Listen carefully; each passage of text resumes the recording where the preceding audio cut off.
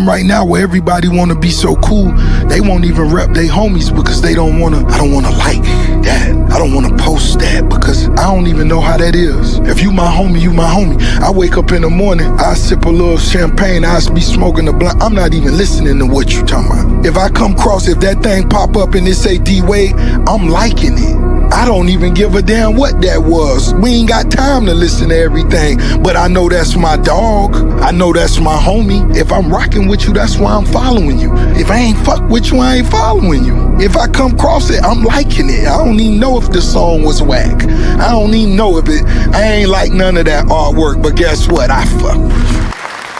Deep Jackson Podcast. Hey, what's poppin', y'all, man? On this episode, I'm speaking for the voice. I'm the voice of the voiceless. It's a lot of people who don't have platforms. It's a lot of people in the trenches that represent this hip hop, that represent this thing that we appreciate, that we indulge in on a daily basis. That's really the people that holds the most integrity. These people we celebrate, they ain't the voice for it, man. Real talk.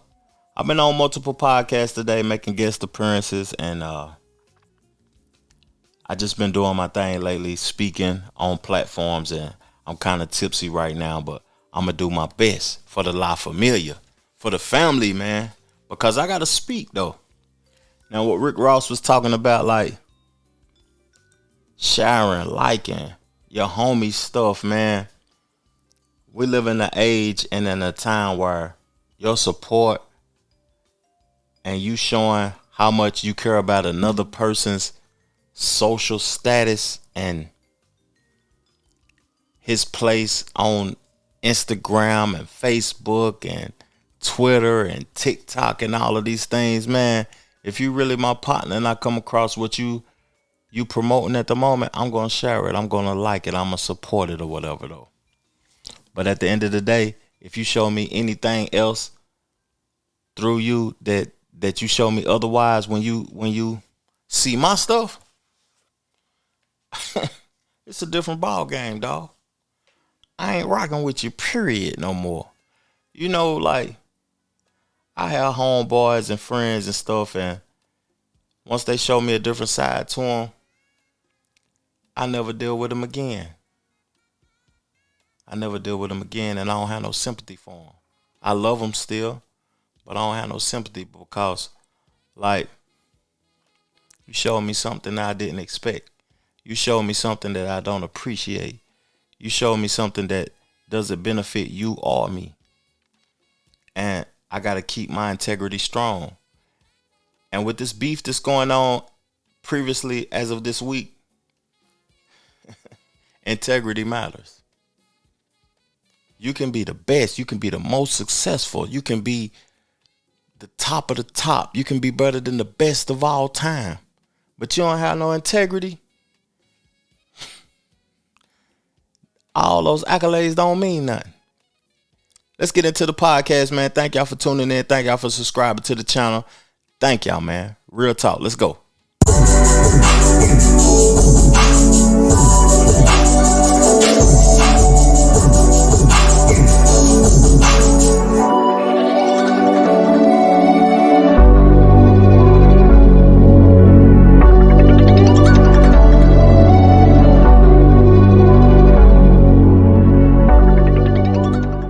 The Jackson Podcast.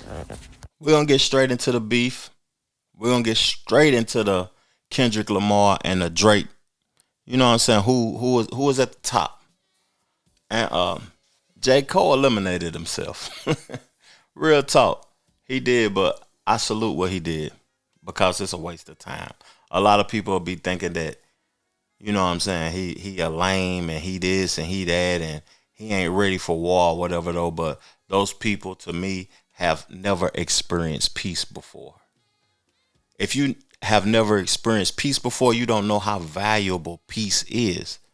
But before we get into that, I want to play a clip of DC Young Fly talking about actions, control, how you react over things, and we're gonna get into it. Dealing with death and dealing with loss is something I'm pretty conditioned to.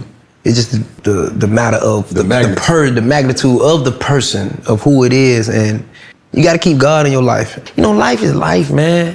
I don't have no control over it. I only have control over how I react to whatever I'm faced with. And you know, for anybody because I done had people to DM me and said, I done lost people.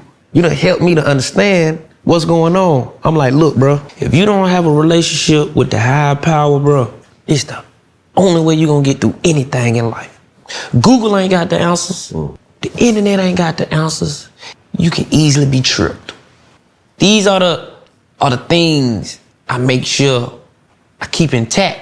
So when I go out in the real world and I have to deal with somebody who don't even really know what's really going on for real, I know how to navigate. I know how to not let something so small tick me off. The Trevor Jackson Podcast. You know, I was thinking about that from the beef perspective with Drake and Kendrick Lamar and J. Cole. Like, you know what I'm saying? If you have experienced these things, you won't let them get the best of you to pick you off. Now, what I want to say about that is that I've experienced a lot of death in my life. Like, a lot of my partners and friends and people that I grew up with, most of my partners ain't here no more. I'm not saying that as a thing to celebrate, as it's like I'm a real one or whatever, though. I miss my dogs. I miss my homies. I wish they was here. But at the end of the day, that's what happened. They not here no more. And I hate that. But it comes to a point in life to where once you understand the pain, the circumstances and everything that comes from life just in general, you'll move differently. You'll react differently. You'll act differently. You won't react to everything that anybody got to say about you, man. That shit don't even mean nothing. For real. That shit don't even mean nothing. Just keep moving forward and keep doing you, because them niggas, man, is just going to be them niggas, dog. They going to do them, and they'll understand my perspective later on down in life. The voice of the voiceless, man. Let's keep it moving. So on this podcast, I got a couple of things I want to talk about. I ain't got too much, man. I want to talk about the homeboy for the Timberwolves, man, Anthony Edwards. He moving forward, man. Ja Morant, you need to get back in the game. Real spill. I want to talk about the Drake Kendrick Lamar beef. I also want to mention Benzeno, man. Benzeno, you been wilding, man, about R. Kelly and the things that you said he deserved a second chance and all of that. And I want to salute a lady named Erica Ford, spoke on Tupac. You know, Tupac has been brought back to relevance with this Kendrick Lamar thing going on. Kendrick Lamar up too. Before we get into the conversation about the beef, I want to say Kendrick Lamar won the playoffs. I look at it as a playoffs, the best of 7. Kendrick Lamar won. It's 4-1 right now. Drake done for. He lost. He just kept dropping. He kept dropping heat rock. Academics, salute the Academics, because Academics, he covers Drake. He even said that Drake was his favorite rapper, and I could see it through the stream. His opinion was swayed. That man went in on his integrity as a man about raising children and all that old type of stuff. Start talking about his family, start hitting them in the gut where it hurt, man. You can't, when you get in this beef stuff, man, you got to be prepared for war. That's why, to me, silence is the best thing. Like, not talking to people too much, letting them in on who you are and what you got going on and what you're doing. Because then when people know about you, when it comes to a time and a place, they'll use it against you. They'll use it against you. You know, me as a individual, I have friends or whatever. I have a few friends, but I don't have too many friends, man. I remove people out my life on a daily basis, and I don't miss them because I don't miss much. And the reason I don't miss much is because you'll let somebody be in your life for 10 years, 5 years, 2 years, 15 years. You'll let them people in your life and they would never have done shit for you throughout that whole time. They worthless. You ain't bought me a sandwich, fuck nigga. Why do I gotta talk to you all the time? Why do I gotta let you know what I got going on? You know what I'm saying? Why I gotta let you know what I got going on? Why I gotta let you know what I'm doing, how my day been, how my family doing, how I'm living, and I'm stressed out, or I'm good, or I'm doing this, or I'm doing that, and you ain't even bought me a sandwich. You ain't my partner, dog. So some of you people who feel like that you belong or you should have access to an individual, you easily removed. You can be easily removed. You know, it's certain people in my life, like I have my boy Scoop on from time to time. I talk to my boy Scoop all the time. He came and gave $1 million worth of game on the podcast before. Jack Boy on the show. These people been in my life my whole life. They gonna keep a place in my life. No matter if we don't talk for 5-10 years, but some individuals, they easily remove. You know what I'm saying? And I'm talking about this and I'm thinking about this because of listening to the bars from the Drake and Kendrick beef. But let's break it down, because I ain't gonna play no music. I ain't trying to get no copyright strike on this episode. Let's break it down. Let me get to the Euphoria bars. Yeah, Cole and Aubrey know I'm a selfish nigga. The crown is heavy, huh? I pray they my real friends. If not, I'm YNW Melly. I don't like you popping shit at Pharrell for him. I inherit the beef. Yeah, fuck all that pushing P. Let me see if you push a T. You better off spending again on him. You think about pushing me. He's Terrence Thornton. I'm Terrence Crawford. Yeah, I'm whooping feet. We ain't got to get personal. This a friendly fade. You should keep it that way. I know some shit about niggas that make Gunna wanna look like a saint. They ain't been about critics, nor about gimmicks. Not about who the greatest. It's all about love and hate. Now let me say I'm the biggest hater. I hate the way you walk, the way you talk, the way you dress. I hate the way you sneak dicks. If I catch a flight, it's gonna be direct. Okay. I can't even read them bars right there right now because I'm kind of, you know. But those Euphoria bars, those was the bars that stuck out most to me. Now I'm gonna break it down for y'all. That bar where he said, he talked about Cole and Drake. He said, I thought we was friends, but if not, then I'm YNW Melly. So YNW Melly is facing a murder case for killing his friends. That metaphor is like, if I gotta kill you niggas. I thought we was friends, but I gotta kill you niggas. That's why it's crazy when you play people close in your life. You'll give a person access to you, and then later on down the line, you'll have to kill them. That's weird to me, man. Especially at the age that I am now, because I think about a lot of my friends that I thought was my best friends. I thought that was my partners, and it was going to be in my life forever. And I didn't kill them. I removed them. I had to remove them, because if I didn't remove them, then I would have had to kill them. So by me always, you know, when I'm in your presence, I'm going to tell you something that you should be fearful of me if I'm around you. Or anybody, because this is how they playing it. If a person is around you and they quiet and they ain't saying nothing, they just inheriting, they just ingesting, and they just gathering information. They ain't letting you in on who they are. They gathering information because they want to be able to use it in the long run against you. So they quiet, to be honest with you. So another bar that caught me, he said, I don't like you popping shit at Pharrell for him. I'll inherit the beef. Fuck all that pushing P. Let me see you push a T.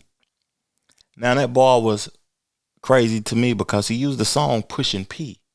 But when he said Pushing P, he didn't mean Pushing P like the song that Thug, Future, and Gunna was on. He said Pushing Pharrell. Yeah, fuck all that pushing Pharrell. Let me see you push a T. Because he lost to Pusha T in that battle.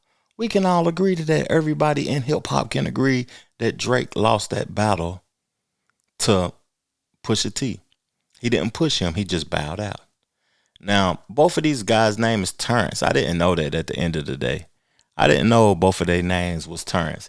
And then he said, I know some shit about niggas that make Gunna wanna look like a saint. What does he mean by that? What do you know that'll make Gunna look like a saint? Who's snitching in Drake camp? That's what I hear when I see that. I hear that he's insinuating that somebody's snitching in Drake camp.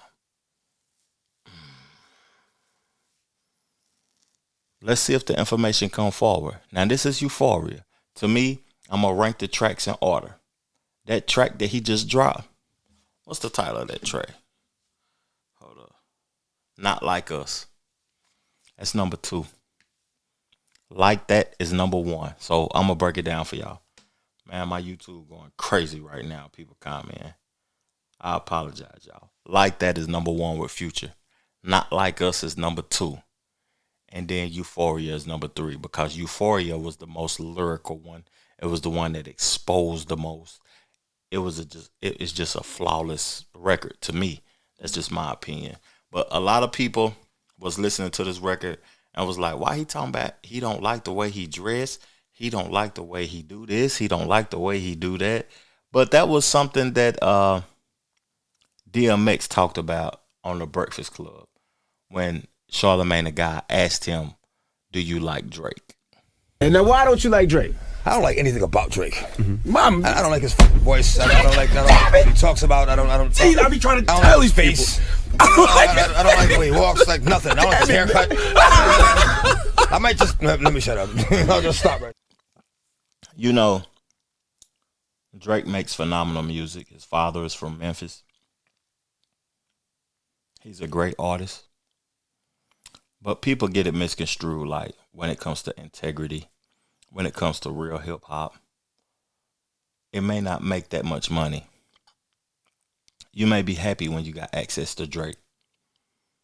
But when it comes to the real, people don't like that. Folks will accept bullshit just because that's what's popular at the moment. Niggas don't know no better. I ain't the type of person to accept bullshit. Like, Drake make good music, but I never seen him as an authentic person. I never seen him as a person to move the culture forward. I always seen him as a person who needed. The streets and hip hop culture didn't accept Drake until he got like Birdman to accept him, Jay Prince to accept him, Future to accept him, Rick Ross to accept him. He needed those entities for us to be able to accept him. Now y'all be like, Trev, he make good music though. That shit hard he be talking about. But at the end of the day, the streets didn't accept Drake until he had those entities. A lot of fuck niggas would be like, man, Trev, you talking at your ass or whatever. But y'all never been accepted. You know, this podcast, what is the title? The Voice of the Voiceless. The reason I titled it that, because, like, we talking about Drake. We talking about the people that's the voiceless. Right? Now, all my people from the hood or from the environment where hip-hop was created at, everybody couldn't speak. Everybody's opinion wasn't valued. You know, you had to be about what you said you was about for your opinion to be valued. You had to live what you say you was living for your opinion to be valued.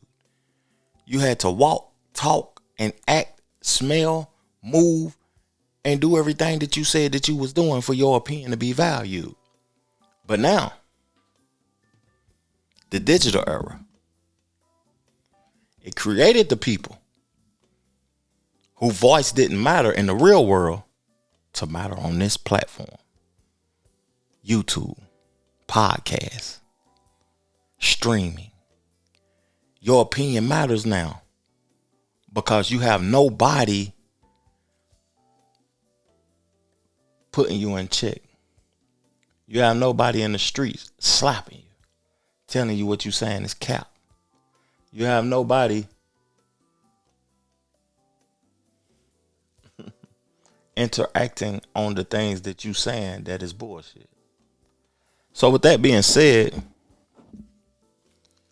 Kendrick Lamar is exposing Drake for the things he's saying because he had to get acceptance to be able to say the things that he's saying. DMX, he knew what that was when he seen it. There was an industry plan. There was a person who was put in the industry that was planted by the small hats to be able to take control of the industry. And us as black folks, we got to be able to see that. We got to be able to not support that because we're getting a little check right now and support our own. But how willing are we to support our own? Let's get into Drake lyrics though. Family matters. Begging for attention, niggas say please. Always repping like you about to get the slaves free. You just acting like an activist. It's make believe. Don't even go back to your hood and plant no money trees. Say you hate the girls I fuck with, but what you really mean? I've been with black and white and everything that's in between. You the black messiah wifing up a mixed queen and hit vanilla cream to help out with your self-esteem. On some Bobby shit, I know what Whitney need. All that puppy love was over in your late teens. Why you never hold your son and tell him, say cheese. We could have left the kids out of this, don't blame me. You a dog and you know it. You just play sweet. Your baby mama captions. Okay. I'm gonna break it down on my perspective of this. Now, a lot of people ain't gonna like what I'm about to say, but I gotta say it though.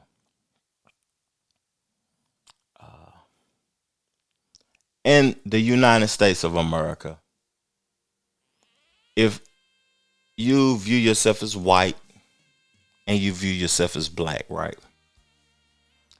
To me, that means that you don't know your heritage. You don't know where you're really from.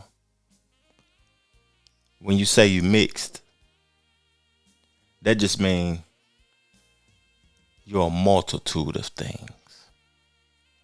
Now, Kendrick brought up to he brought to the world that Drake never say nigga no more.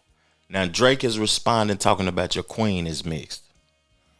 In our reality, she from Compton. She's mixed. All of us mixed. I'm mixed. I'm not mixed as in my parents is black and white, but you know all of us mixed. We all mixed up with a whole bunch of shit. Now, when I think about that though, mixed people may take offense to this. And I don't really care. I love you either way, but you may take offense to this and you should take offense to it.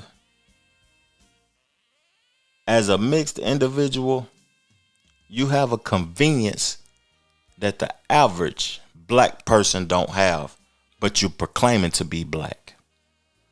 What I say about convenience is that when it's convenient to be black and do the things that you accept on the black side you are doing. Now, when it gets too hectic and that black side is like threatening to your life, or you could go to jail or something bad could happen, then it's convenient for you to be on the white side. Now you proclaim to be black, but people that's really black can't do that.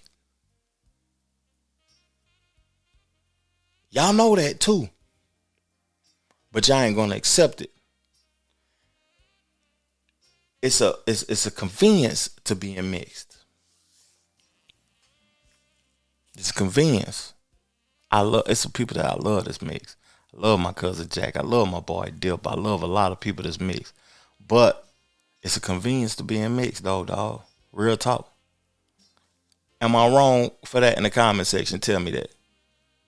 Even though Drake, he did his thing on that verse or whatever, but I don't think that song, you know what I'm saying, really did anything. It didn't hit where it needed to hit to make it like just a hit record or whatever.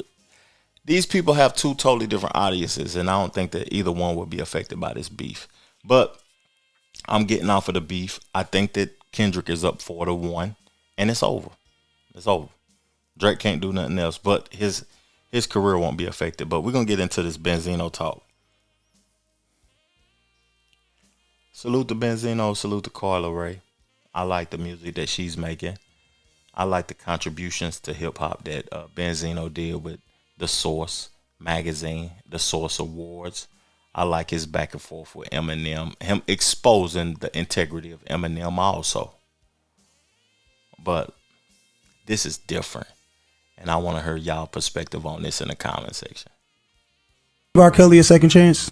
Everybody deserves a second chance. Again, the legal age is 16 years old. So does that make it right if it does it? Yes or no? To everybody on the table. Absolutely does that make it right? No. If it's legal, does it make it right if it dates a 16-year-old? Makes it very wrong. I don't agree. No, it's gross. All right. So, but it's legal in America. Right. So why the is R. Kelly doing all this time? And because you know why? Because they're 14 and 2 years younger. But you don't think that the ones that you don't think that the people who cleared it for 16 years old didn't know that they're with 13 and 14s too. Right. Like, even to make age that young to be the law, you already know they're going under that. Right. The Trevor Jackson Podcast. You know, I showed appreciation before I said what I'm about to say. You know, in certain states, it's legal to be attracted to have sex with 16-year-old girls. But you got to think about you in the United States, and if you have to deal with federal laws. Benzeno is a fool, man. You should know these things. You done obtained millions of dollars, man. For real, you done obtained millions of dollars, done paid taxes, done dealt with this and that, man. And you got a daughter out here that's doing her thing that's hot in the streets. That mean you didn't care about her best interest. I see why she said what she said in them tweets. 16 years old is a state law. Nationwide, federally, you have to be 18 years old to make love to a child. Either way, they're children. I'm 44. I couldn't see myself sleeping with either. I'm married. I can't see myself sleeping with nothing. My wife is 42. I'm 44. And she's about to be 43 in a couple of days. Salute to my baby, man. Happy birthday to the queen, Miss Jackson, man. Tiny Jackson. You know, Benzeno need to be quiet. The voice of the voiceless. Some people don't need to speak, dog. Like, they be getting themselves in trouble speaking, man. For real. Sometimes on these platforms and social media has exposed people. It has exposed people. Real talk. Now, we're going to get into some sports conversations. I want to say salute to all the old niggas that's gone home. Kevin Durant, you gone, dog. Swept. Out of here by the Timberwolves. LeBron James, you won one. You gone. That boy Jokic went to work. Steph Curry, you ain't even make it. You at the crib. The Clippers, Harden, you know what I'm saying? What's my boy name? I don't even know these niggas' names. PG Playoff P.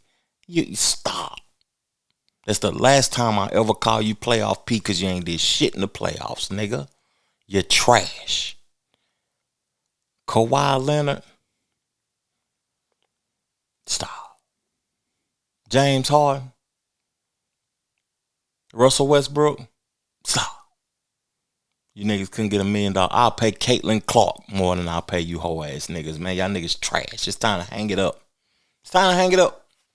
All you old niggas, let the young niggas come through, man.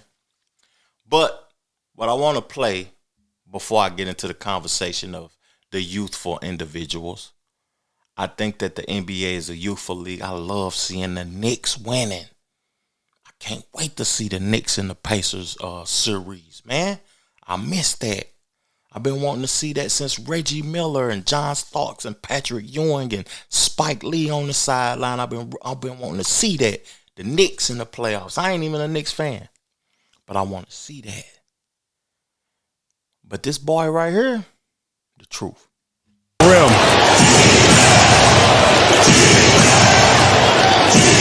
10 to shoot. Edwards. Oh, Edwards!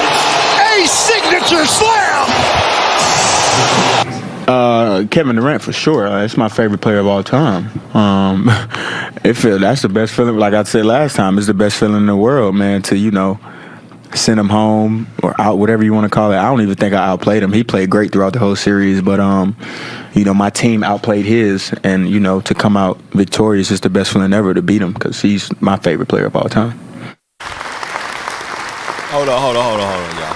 I gotta see what he did tonight. I don't want to sit up here and, talk, and I don't know what he did tonight. 106-99, beat the Nuggets. That playoff series I just played, that's over with. That's done for. Oh, nigga ready to go, nigga. I think that nigga the next Jordan. My opinion. I think if he keep going, I don't want to compare nobody to Jordan. Let me stop. I think he is him. He's him. Anthony Edwards, 43 points, 17 for 29, 6 for 6 from the free throw line. Beat the Nuggets, boy. Okay. What I had to say about him is that, man, I thought that was Ja Morant who was going to be the face of the league. It got to be a young black dude, man, to be the face of the NBA. Anthony Edwards is the truth. The only thing I want to say is, man, if you listen to this podcast or if y'all share this podcast with him at this point, share with him the timestamp of when I say this.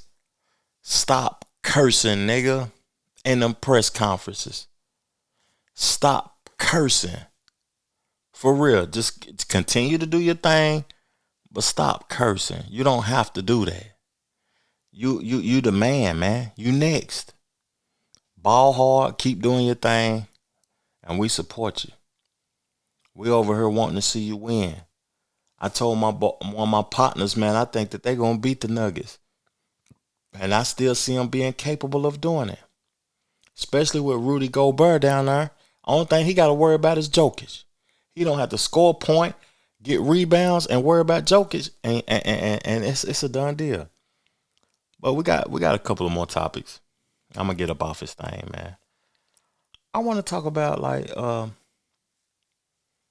academics. He had Trump on his podcast, Trump Jr. on his podcast, right? And they was talking about reparations. This is kind of a long clip, though. But, as black folks, we got the reparation rally coming up in D.C.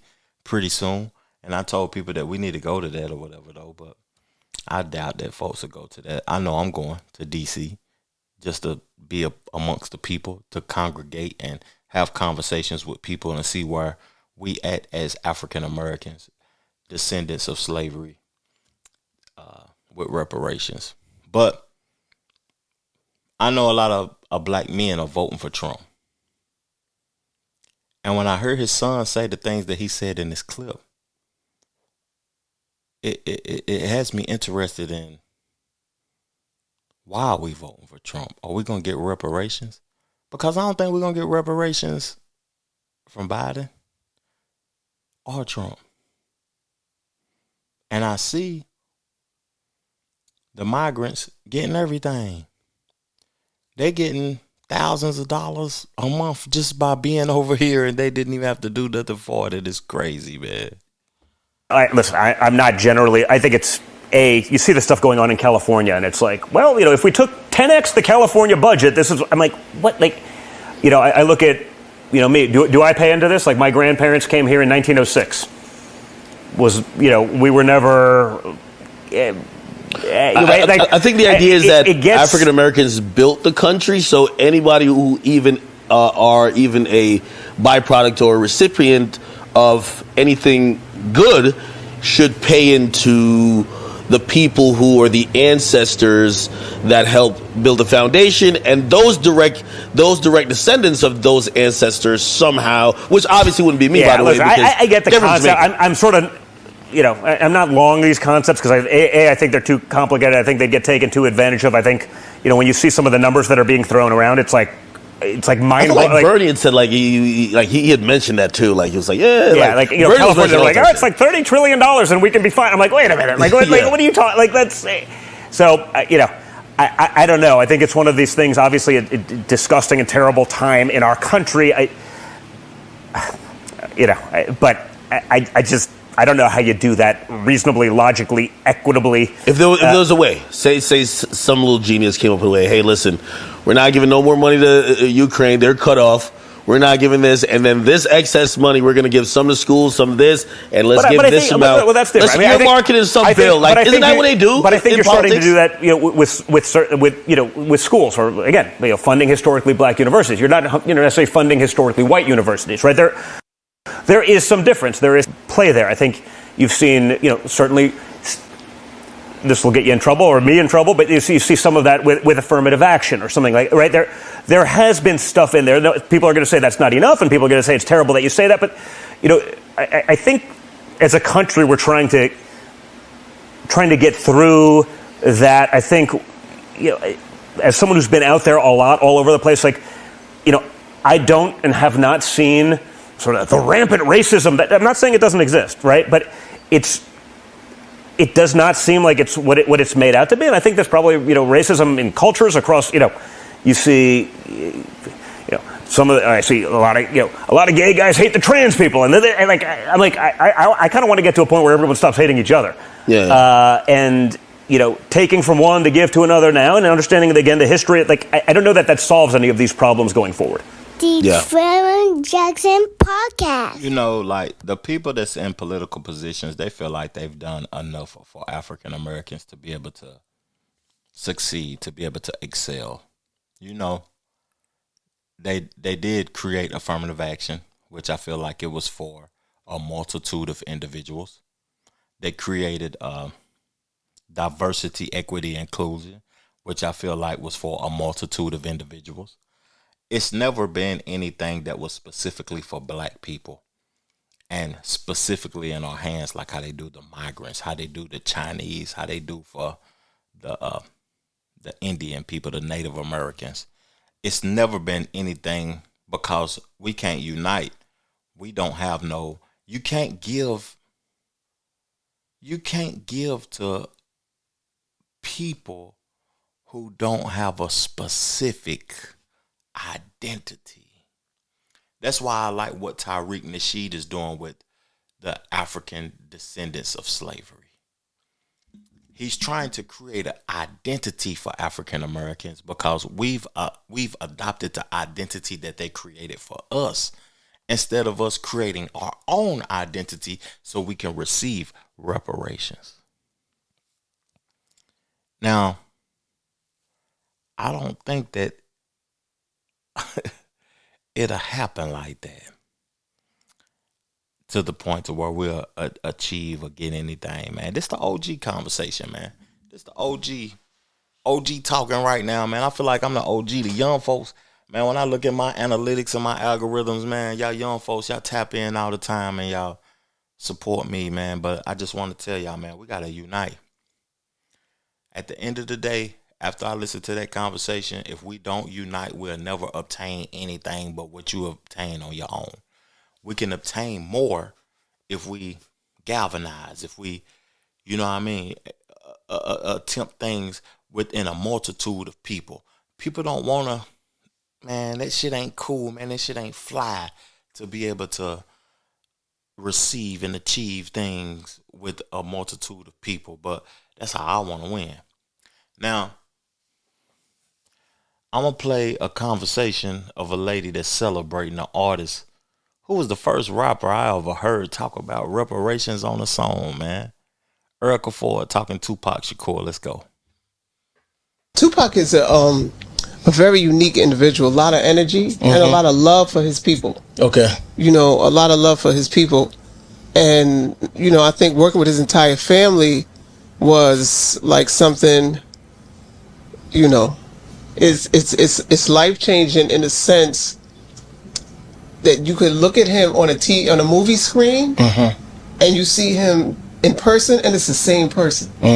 And what I mean by that is that he is a true representation of his true representation, right? And so when he showed up for anybody, he showed up his best. Yeah. And he showed up real, you know, and he's got a mind that is beyond the world. They educated him and trained him in a manner that, you know, was going to bring some fundamental change for black youth in America. You know, I don't celebrate Tupac a lot on my platform because the people that's in my presence, they hold Tupac. Like, I'm not one of those type of people that like when people is on a certain individual's nuts. Like, y'all holding his nuts, y'all clutching his nuts too tight, man. Let his nuts breathe, dog. And let us appreciate what he did with his greatness. Now, I'm going to separate Tupac in a certain way. My favorite Tupac was before Death Row. The Tupac that gets celebrated is the Tupac at Death Row and after Death Row. That's what I see with Drake right now. People like to celebrate the foolishness, man. They don't celebrate when you talking that talk. Brenda's got a baby. You know what I'm saying? When me against the world. They didn't celebrate Tupac when he was with Shock G making them hit records. When he was an activist and talking that talk with the Black Panthers and all of that. They didn't like that because that wasn't entertaining. Niggas want to be entertained. I can't entertain you. I would be a whole ass nigga if I was out here trying to entertain you. I can't entertain you, dog. Real talk. That's I gotta keep my integrity. You will appreciate my integrity when I'm dead and gone more than you appreciate the entertainment that I gave you while I was alive. Salute to Tupac, man. He was the greatest. He talked about reparations and how blacks deserve reparations on multiple records. And I agree with that. We do deserve reparations. I got one more topic, then I'm gone, man. But before that, I'm going to play my music. I'm going to the studio June the 18th. I'm coming back with new records. Fire records. To play on the channel. I appreciate y'all, man, for supporting the channel. Let's go. If I had to do it all over again, I wouldn't change nothing. If I had to do it all over again, I wouldn't change nothing. If I had to do it all over again, I wouldn't change nothing. I had to get me something. I came up from nothing. If I had to do it all over again, I wouldn't change nothing. If I had to do it all over again, I wouldn't change nothing. If I had to do it all over again, I wouldn't change nothing. I had to get me something. I came up from nothing. I had to change my mental, upgrade my credentials. How a nigga came up, it wasn't accidental. Now monumental, more like legendary. A player never worry, bumping pop, Hail Mary, trapped off a Blackberry. Ain't contrary to your belief. I made it at them streets, don't acknowledge beef. Kept the play discreet, we too unique. On the winning streak, spent a couple racks at the boutique. I wouldn't change nothing, I'm always me. Never took a plea, nigga, you a flea. I'm your OG's OG. Yeah. I got one more topic, man, but before I get into that topic, I want to salute one of my partners, Red, man. Salute to you, big dog, man. Keep moving forward. Keep doing your thing, man. Keep showing love. Keep spreading the love, taking care of your family and all of that, dog. You're a real one, man. You're a real one. For real. We need to chop it up on the platform also. Salute to Red, man, dog. Let's show my partner some love. Yeah. Last conversation I want to talk about is that Charleston White, you know, people talk to me about Charleston White often, how he says intelligent things, how he says a lot of foolish things also. Now, I know where I live at. I live in America where morals don't exist. Most people are moralists in this country. But me and the people that watch my platform, the Lie Familiar, y'all have morals. Y'all understand when people are spewing bullshit to y'all. And Oshkino, one of my favorite rappers from State Property, he talked about Charleston White and how he don't respect Charleston White.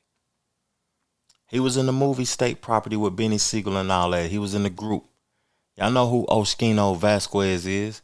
He the one that put Meek Mill in position, man, helped him get on and all of that. He said something about Charleston White I want to play to y'all, and then I'm going to give y'all my opinion on Charleston White, then we gone, man. But this is what the take that I wanted to play for y'all. I think Gilly talking to a promoter, talking about how Charleston's fake and he's this, he's that, and then that's when Charleston responded, I guess. But first of all, he is fake. I don't understand. But I told you, the society is sissified. My era, when I was young, somebody would have been wrapped him up. He'd been wrapped up. You mean he keep on talking about like how he killed this white man and all. First of all, I read the joint. You ain't killed nobody. You was there. You ain't do nothing. I mean, you want to be tough so bad. I don't understand it. And he don't have no skills. Ain't like he a rap. He don't rap. He don't play ball. He don't. All he can do is hate on other niggas. His skill is hating on other niggas. That's his skill. At least Gilly was out here rapping, putting working like for years. I mean, you ain't so like even like we put working in the studio, hard work. What the fuck you do? But get on here and talk about everybody else that made some of themselves. You know what I mean? But my thing is, for your age, to be that age, talking about somebody's son that passed away, is diabolical. It's demonic. It's past just entertainment. You know what I mean? That means you don't believe in God or karma, because you got to sing yourself. You can't believe in God. So 1 minute, he had you thinking like, damn, he's smart enough to know better because he talk real smart, educated sometimes. But really, he's just an insecure, jealous little man. You know what I mean? Like they talk big, tough shit. Like, it's like a girl. You can't be the girl in arguing. You can't beat her in arguing. She not say better hurtful shit than you. You know what I mean? So that's what he know how to do real good. He like a girl. He know how to argue better than people. He not say better shit, diabolical shit, but like, he couldn't, if he was from Philly, he'd have been wrapped up. He would have been wrapped up. The person like him shouldn't exist. Period. I'm going to play a little bit of Charleston White response. I run circles around him talking. But I don't know, nigga. But I see you got a stuttering problem. A real bad stuttering problem. So I found it amusing. So I said, let me look into the nigga. See who this nigga is. So I look into the nigga. I see, okay, he's a former rapper. Used to be with Freeway. And so I say, oh, okay. This why he feeling some kind of way by me talking about the dead son. He got a dead son. Oh, okay, I get it. So I kind of understand why he taking up. Forget it. He can relate. He got a stiff boy too. Yeah, his boy been told, well, his boy didn't nobody stiff his boy. His boy died in a car accident. Okay. So, give a fuck about his boy, he died in a car accident. So, I'm saying, shit, fluck his son too? He'll fluck his dead son. Now, the voice of the voiceless. That's the name of this podcast, right? I told you at the beginning that people view this internet thing as power. You'll never see me in the streets. You'll never have access to me. I can say and do whatever I want to say because I never see these niggas. Charleston White just said F his dead son. Y'all got to understand what trolling is. 6ix9ine made this thing popular.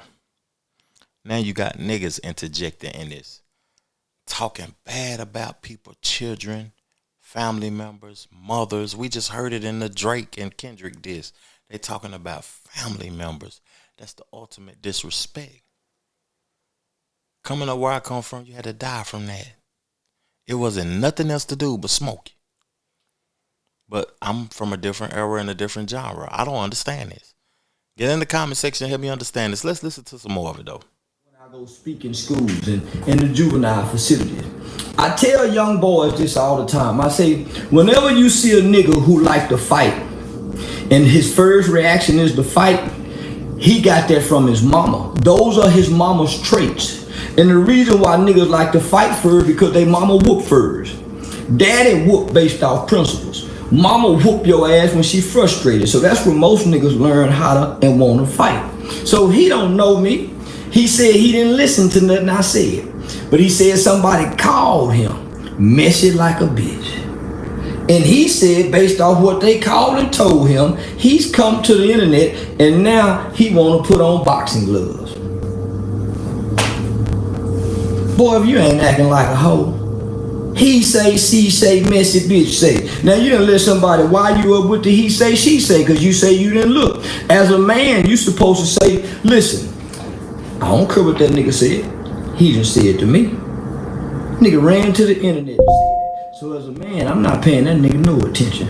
Now, unless you wanted me to give you some attention so you can trick me to try to get into a boxing match because your name and your views ain't as big as mine. I'm gonna say it again. Your names and your views ain't as big as mine. My say Cheese TV and your say Cheese TV, mine come out an hour after yours. I'm gonna already surpass. I'm done with all that, man. I can't comprehend foolishness. Thank y'all for tuning in to this week's podcast, man. I appreciate y'all for supporting the platform, man. Peace, love, plenty of abundance. Make sure you go get you some money, and I'm gone. Chill.